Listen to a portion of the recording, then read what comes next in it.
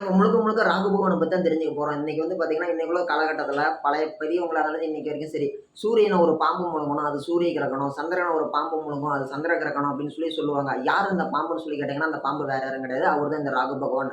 ராகு பகவான் அப்படிங்கிறவர் வந்து பாத்தீங்கன்னா, ரொம்பவே வந்து பாத்தீங்கன்னா, ஒரு பெருமையா தான் சொல்லுவாங்க. ரொம்பவே மோசமா சொல்லுவாங்க. ராகு தசை வந்துருச்சு. எப்படி சனி பகவான் வந்தா பார்த்தா ஒரு பயம் இருக்குமோ, அதே மாரி இந்த ராகுவ பார்த்தாலும் நெறைய பேர் பயந்துக்குவாங்க. ராகுக்கு இது தோஷம் இருக்குது. தோசை இருக்குது, பாம்பு தோசை இருக்குது அப்படி இப்படின்னுவாங்க. ஆனா உண்மையாலுமே வந்து பார்த்தீங்கன்னா, ராகு வந்து பார்த்தீங்கன்னா, ராகு மாரி குடுக்கறதுக்கும் ஆள் இல்ல, ராகு மாரி கெடுக்கிறதுக்கும் ஆள் இல்ல. அப்படிப்பட்ட ராகு பவன பத்தி நம்ம தெரிஞ்சுக்க போறோம். ரொம்பவே வந்து பார்த்தீங்கன்னா, இன்ட்ரஸ்டிங்கா இருக்கும் இந்த விஷயம் முழுக்க முழுக்க.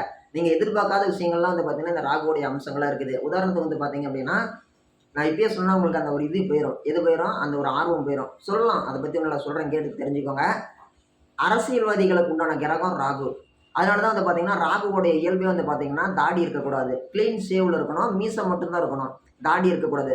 துல்லியமா கிளீன் ஷேவ்ல இருக்கணும். அதுதான் ராகு. அரசியல்வாதிகள் யாராச்சும் தாடி வச்சிருக்காங்களா? கிடையாது. தமிழ்நாட்டுல எடுத்துக்கோங்க, பக்கத்துல எடுத்துக்கோங்க, உலகம் முழுக்க எடுத்துக்கோங்க. பெரும்பான்மையான 99% அரசியல்வாதிங்க யாருமே தாடி வச்சுக்க மாட்டாங்க.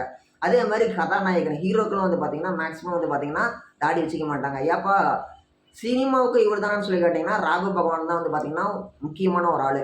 நீங்க வந்து பார்த்தீங்கன்னா, குரு பகவான விட ராகு அருமையா இருந்தா மட்டும் தான் நம்மளால ஒரு சினிமா துறையில வந்து பார்த்தீங்கன்னா, நம்மளால சாதிக்க முடியும். சினிமா துறையோ, அல்லது ஊடகத்துறையோ, அல்லது ஒரு நாடகமா இருந்தாலும் சரி, ஒரு நியூஸ் ரிப்போர்ட்டரா இருந்தாலும் சரி, ரங்கராஜ் பாண்டியாலருந்து எல்லாருமே வந்து பார்த்தீங்கன்னா, அந்த கேமராவுல வந்து பார்த்து ஒருத்தர் பெரிய ஆளா வராங்க அப்படின்னாலே, நம்ம எங்க அண்ணன் சாட்டை துரைமுருகன்லேருந்து, என்னுடைய தலைவர் மதன் கௌரியிலேருந்து, ஏன் மதன் கௌரின்னு தலைவர சொல்றாங்கன்னு சொல்லி கேட்டீங்கன்னா, அவர பார்த்து தான் இன்ஸ்பயர் ஆகி தான் அவர பார்த்து தான் நான் முதல்ல வீடியோ போடவே ஆரம்பிச்சேன். அதனால தான் அவர சொல்றேன். இந்த மாரி வந்து பார்த்தீங்கன்னா, முழுக்க இது எல்லாத்துக்குமே வந்து பார்த்தீங்கன்னா, யார் காரணம்னு சொல்லி கேட்டீங்கன்னா, ராகு பகவான் மட்டும் தான். இதுக்கு மட்டும் அவர் கிடையாது. ரவுடிசத்துக்கும் அவரு தான் வருவாரு. ரவுடிசத்துக்கும் வந்து பார்த்தீங்கன்னா, ராகு பகவான் தான் வரும். சரி வாங்க ராகு பகவான பத்தி தெரிஞ்சுக்கலாம். ராகு பகவான் வந்து பார்த்தீங்கன்னா, அவருடைய இயற்பெயர் வந்து பார்த்தீங்கன்னா, சுபர்பானு. சுபர்பானு வந்து பார்த்தீங்கன்னா, ஒரு அரக்கர் குலத்துல பொறந்து வளர்றாரு.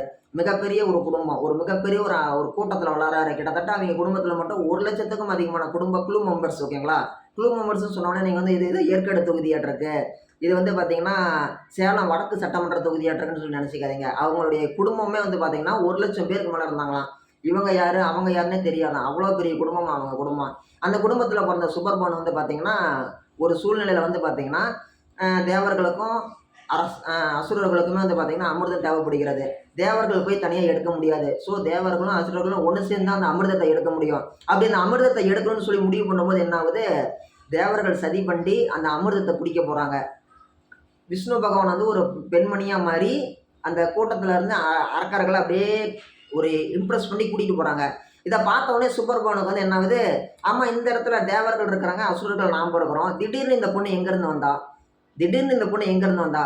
இந்த பொண்ணு என்ன அது ஏதோ சரியில்லையே, ஏதோ தப்பா இருக்குதுன்னு சொல்லிட்டு என்ன பண்றாரு? யோசிக்கிறாரு. உடனே இவரு என்ன பண்றாரு? தன்னுடைய கெட்டப்ப தேவர்களா மாத்திட்டு குரூப்புக்குள்ளோட போறாரு. அந்த இயல்பு வந்து பார்த்தீங்கன்னா, இன்னைக்கு வரைக்கும் எல்லாத்துக்குமே இருக்குது. இன்னைக்கு யார் யாருக்கெல்லாம் ராகு தசை நடக்குதோ, யார் யாரெல்லாம் ராகு அம்சத்துல பொறந்திருக்கிறாங்களோ, யார் யாருக்கெல்லாம் ராகுவோட பார்வை இருக்குதோ, யார் யாரெல்லாம் ராகுவோட உச்சத்துல இருக்கிறாங்களோ, அவங்க எல்லாருமே வந்து பார்த்தீங்கன்னா, கூட்டத்துல நடக்கக்கூடிய தவறு இவர் ஒருத்தருக்கு மட்டும் தெரியும். எப்படி அந்த காலகட்டத்துல சுபர்பவனுக்கு வந்து எல்லா விஷயமும் தவறுல ஒரு சின்ன விஷயம் தப்பு நடந்தாலும் தெரிஞ்சுச்சோ, அதே மாரி இன்னைக்கு இவங்களுக்கு வந்து பார்த்தீங்கன்னா, இந்த இடத்துல ஒருத்தர் விஷயம் பண்ணாங்கன்னா, இதுக்கு பின்னாடி ஏதோ இருக்குது அப்படின்னு சொல்லி யாருக்குமே யோசிக்க மாட்டாங்க. இவங்க ஒருத்தவங்க மட்டும் யோசிப்பாங்க. ராகு திசையில பொறந்தவங்க ஓகேங்களா? அப்படிதான் வந்து பார்த்தீங்கன்னா, இவங்களுடைய இயல்பு இருந்திருக்குது. இவங்க கெட்டப் மாத்திட்டு தேவர்கள் மாரி உள்ளாடி போறாங்க. உள்ளாடி போனவுடனே என்ன பண்றாங்க? அமிர்தம் வாங்கி குடிச்சுட்டாங்க. அமிர்தம் வாங்கி குடிச்ச உடனே என்ன ஆகுது? கூட்டத்துல இருந்த சந்திரனும், சூரியனும் இவங்கள காட்டி குடுக்குறாங்க.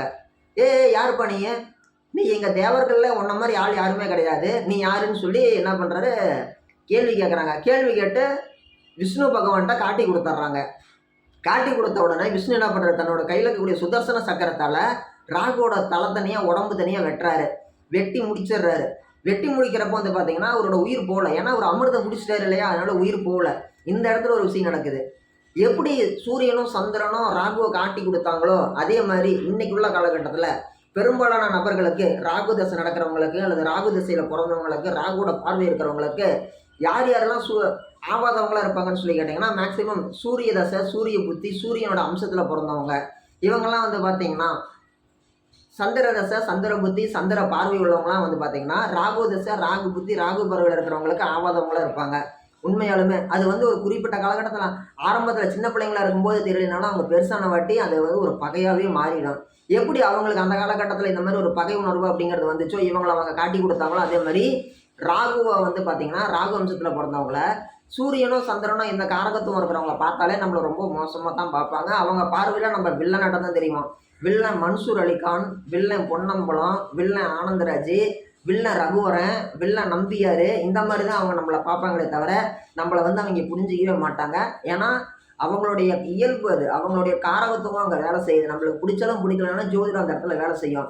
அதே மாதிரி அவங்க நம்மளை பார்க்கும்பொழுதே வந்து பார்த்தீங்கன்னா, ஒரு தவறான அபிப்பிராயம், தவறான ஒரு கண்ணோட்டம், தவறான எண்ண ஓட்டத்தின் அடிப்படையில் மட்டும்தான் பார்ப்பாங்க அப்படிங்கிறது ஒரு கூடுதல் ஒரு தகவல். சரிங்களா?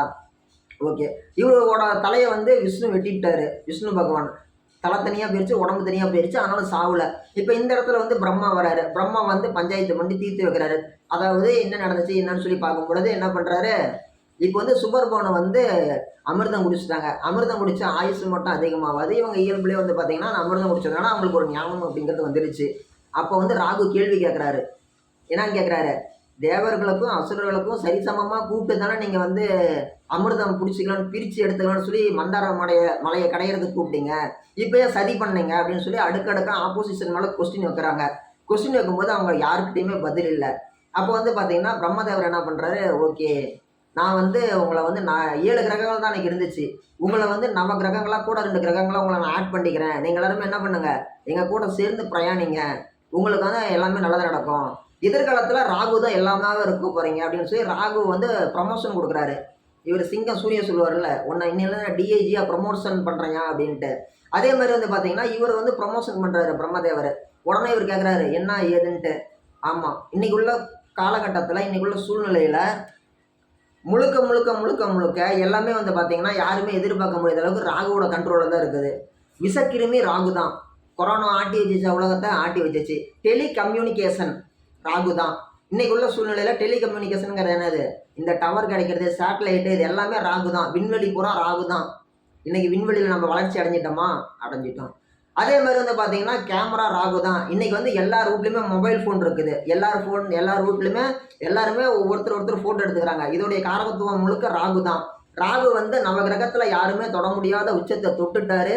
இன்றைக்கி வந்து மிகப்பெரிய இடத்துல வாழ்ந்துட்டு இருக்கிறாரு. இதோட பார்ட் 2 வீடியோ விரைவில் போடலாம், நாளைக்கு போடலாம். நன்றி.